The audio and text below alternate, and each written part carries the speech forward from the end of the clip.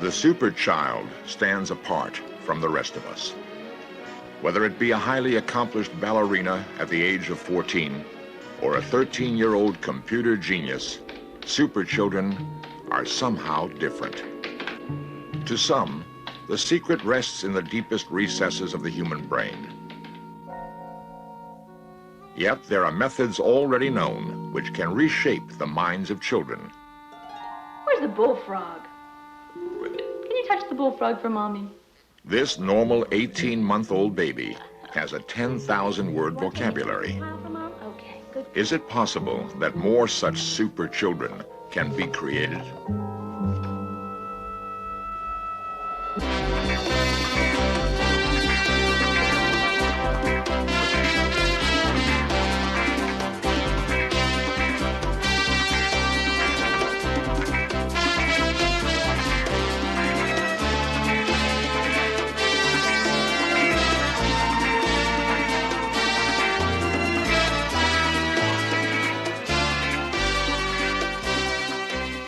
This series presents information based in part on theory and conjecture. The producer's purpose is to suggest some possible explanations, but not necessarily the only ones, to the mysteries we will examine.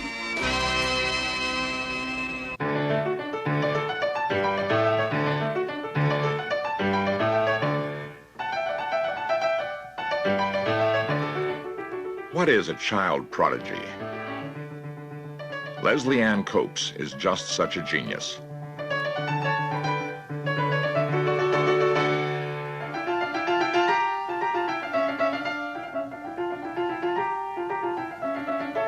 In 1979, she was the only pianist to win the prestigious Los Angeles Philharmonic Symphonies for Youth competition.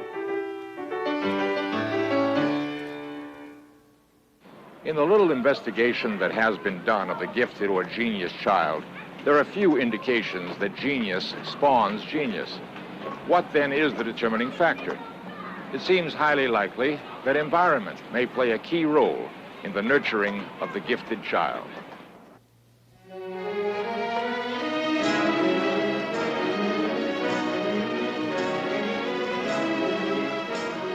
Melissa Allen, at 14, is considered by some at the American Ballet Theater to potentially be one of the prima ballerinas in America.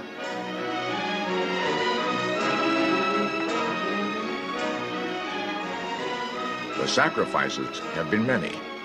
Melissa explains the rigors of her daily schedules. It's really strenuous. I get up in the morning about 6 o'clock, get ready for school, go. School starts at 8 o'clock. Then I go from there. I eat my lunch and do my homework on the way to ballet. And then I take 3 classes, and then I come home about 7:30. I'm home about 8:30. You got a lot of homework there? Yeah, biology and English.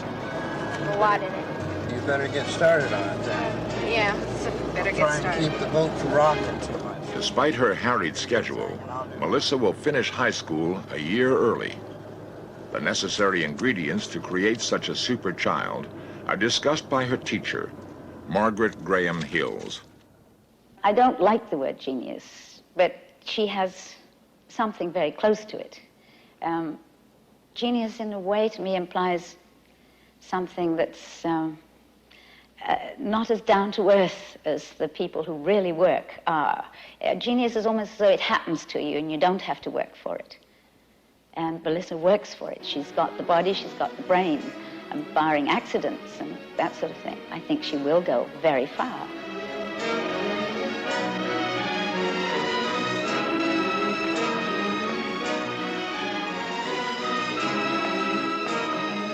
Because of her outstanding potential, Melissa is expected to work with the American Ballet Theater in New York within a year.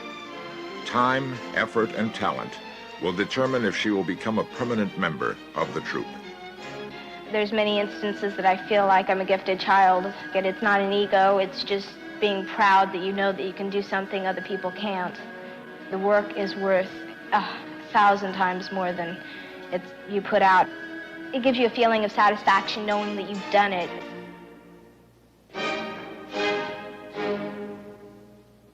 As far as Melissa and Melissa's type are concerned, I think, yes, they would be very, very good at anything they set out to do.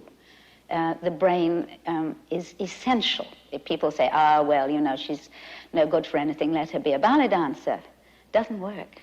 The brain's got to be absolutely first class.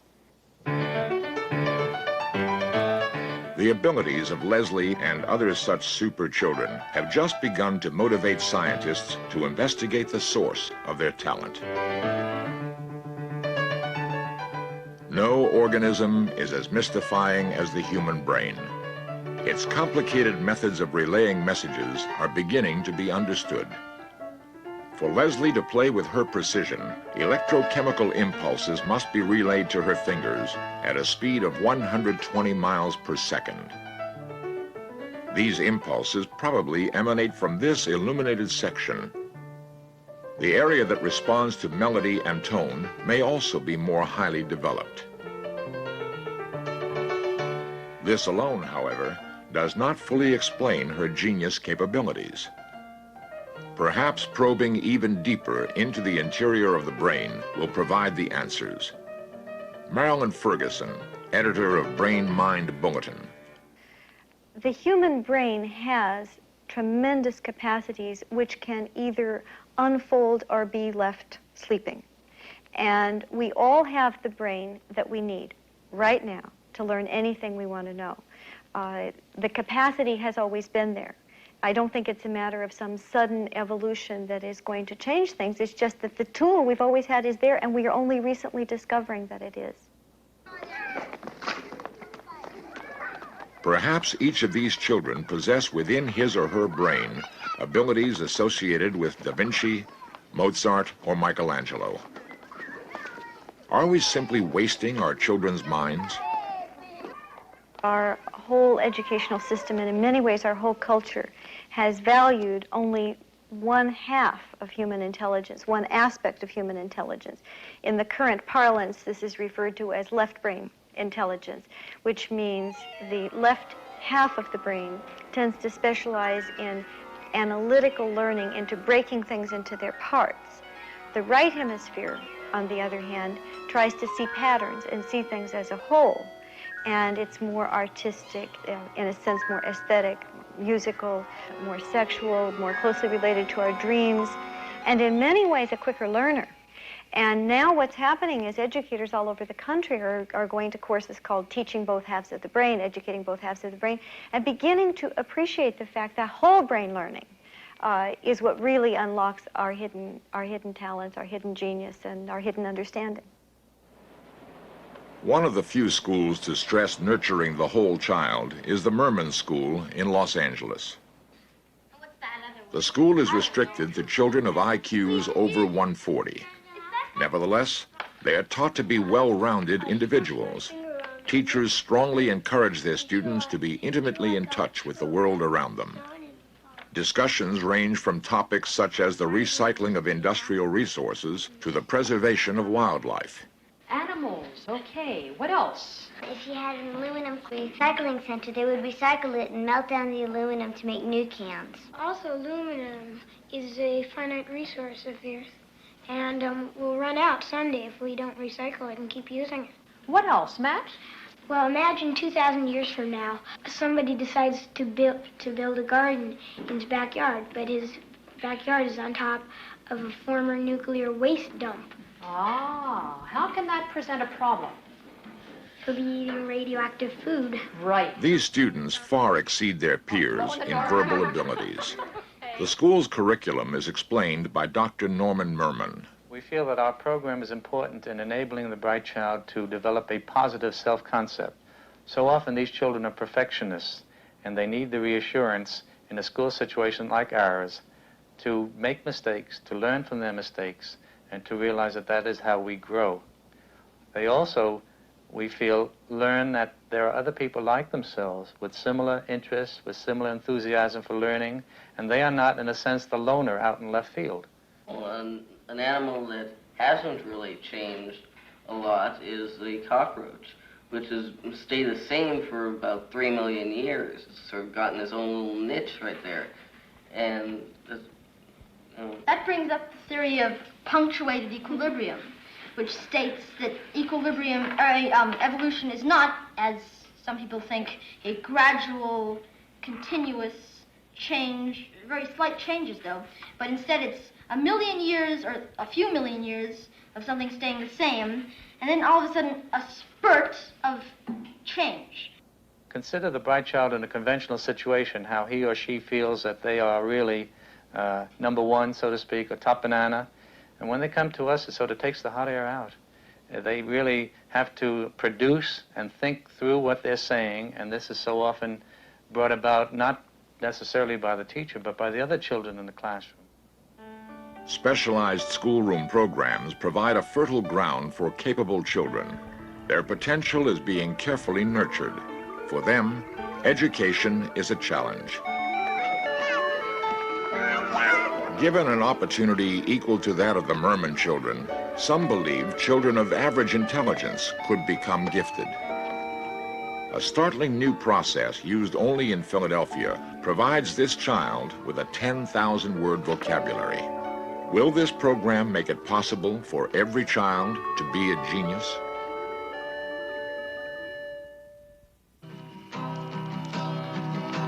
Kumbaya, Lord, kumbaya, kumbaya. Every summer, over 4 million children attend camp in America.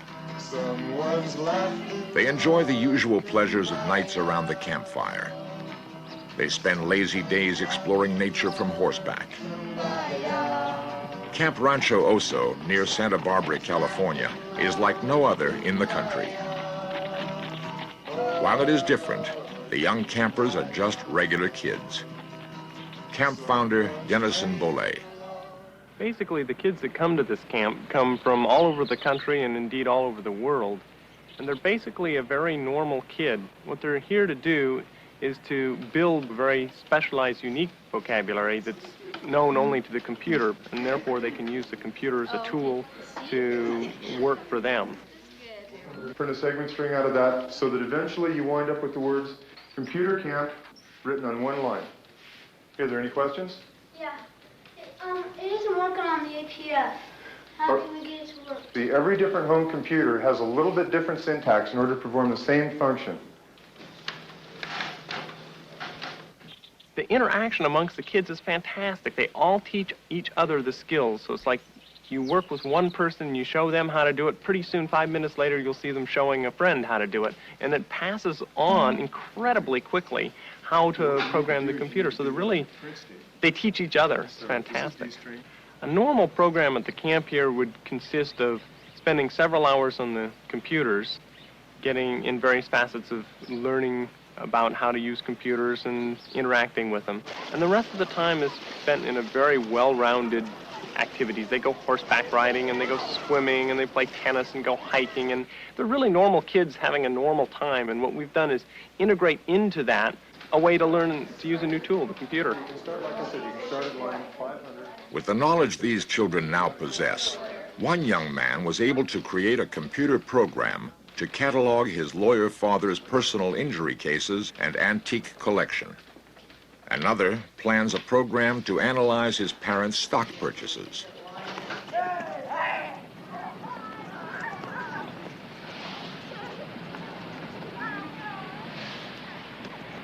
Camp Rancho Oso provides us with some intriguing questions.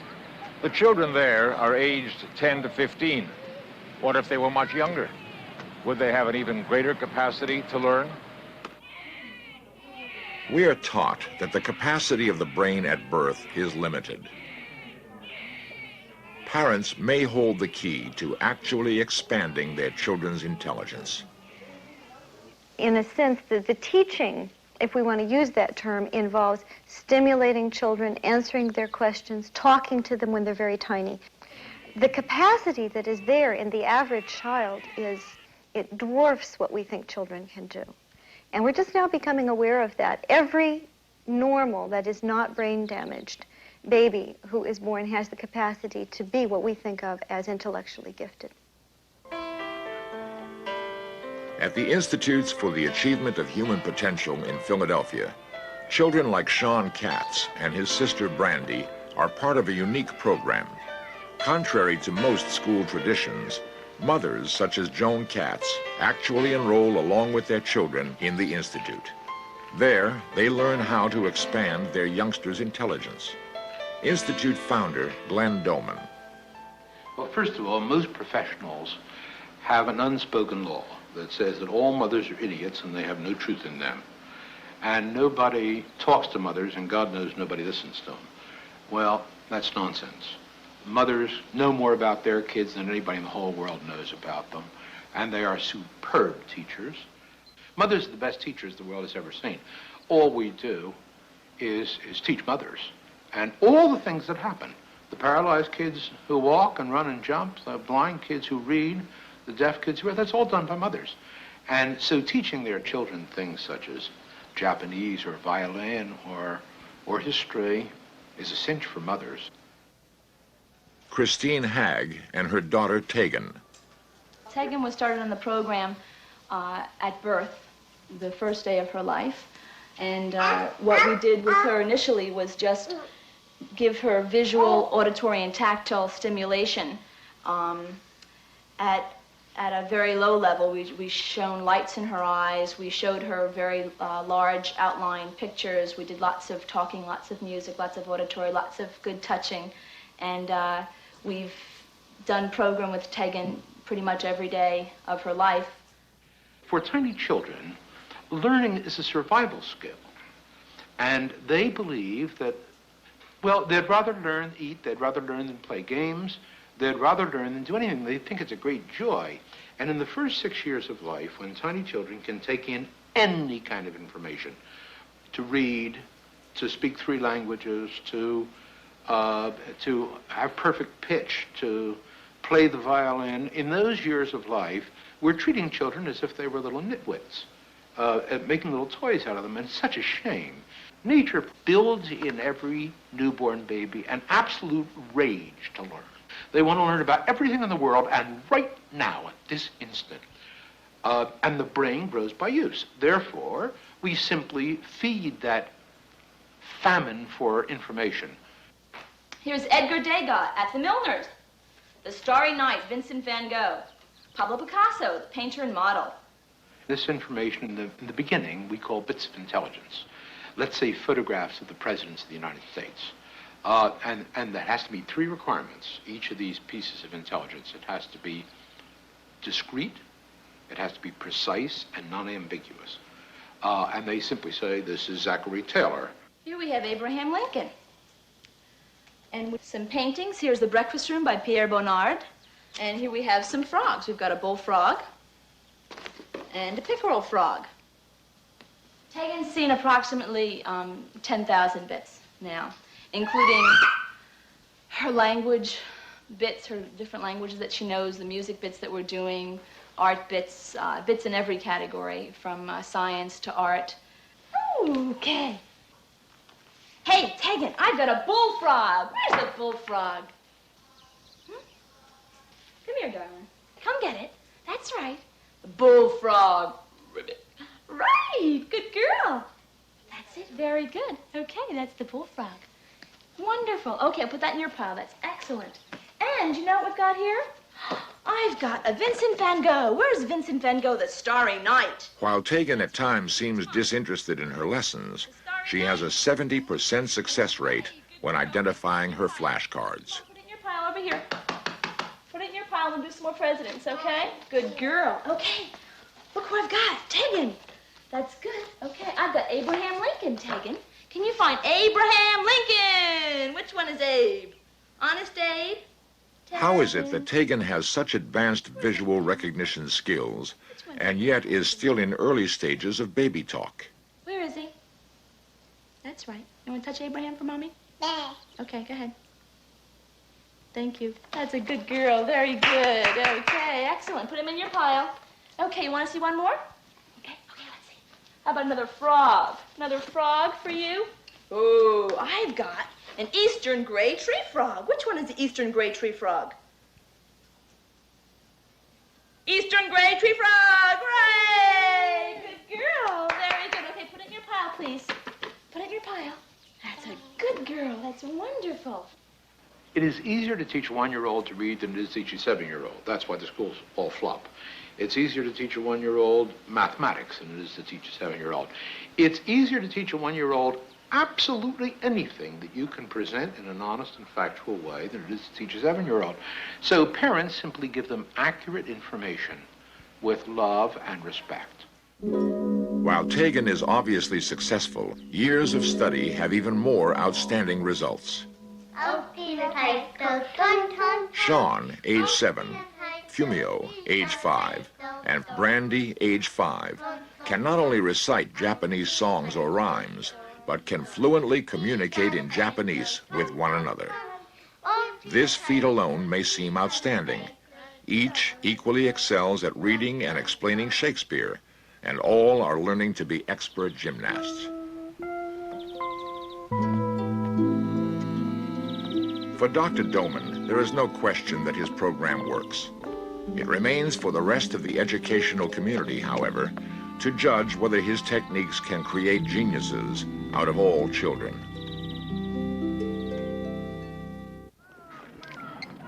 It now seems highly possible we can develop geniuses from normal children. The question is, however, do we want to? I believe, with good reason, that every child born has the potential for genius. And I think the world needs more, not fewer, geniuses. I think it's good, not bad, to be a genius. And I wish we had dozens and dozens and dozens of them.